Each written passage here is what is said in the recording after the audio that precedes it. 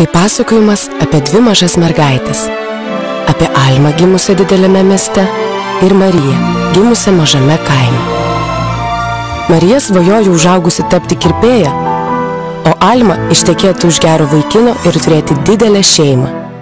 Ėjo metai, mergaitės išaugo, tačiau joms nesisekė susirasti darbo, jos neturėjo pinigų.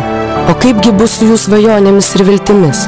Vieną dieną kaimas, kuriame gyveno Marija, sulaukė svečio. Atvažiavo Marijos pusbrolis gyvenantis užsienyje ir atvežė visiems gražiausių dovanų. Dirbti užsienyje taip šaunu, pasakė pusbrolis Marijai. Kodėlgi ir tau neišvažiavus kartu su manimi ir mano žmona? Galėsi tapti kirpėja, patikėk manimi. Marija buvo be galo laiminga. Jis sutiko išvažiuoti į užsienį su savo pusbroliu. Tuo tarpu Alma savo gimtajame mieste susipažino su žaviu jaunu vaikinu. Jie puikiai leido laiką kartu, bet to vaikinas pasirodė esąs puikus šokėjas. Alma įsimylėjo. Dirbti užsienyje taip šaunu, pasakė Alma jos draugas. Kodėl tau neišvažiavus kartu su manim? Aš rasiu tau gerą darbą, mes susidirbsim daug pinigų ir surengsim didžiules ir gražias vestuves. Tavo tėvai bus tikrai sužavėti, patikėk manimi. Alma sutiko važiuoti su savo vaikinu į užsienį. Ji buvo labai laiminga. Pagaliau jo svajonė išsipildys.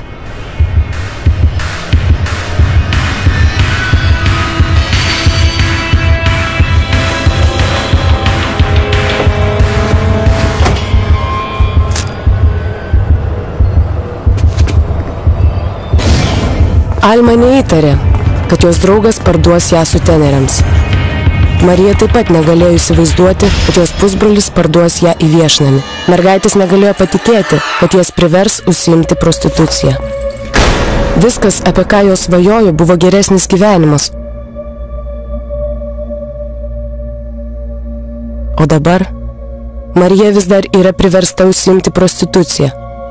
Almai pavyko pabėgti, tačiau ji tikriausiai niekada daugiau nebepamatys savo šeimos. Tai reali istorija.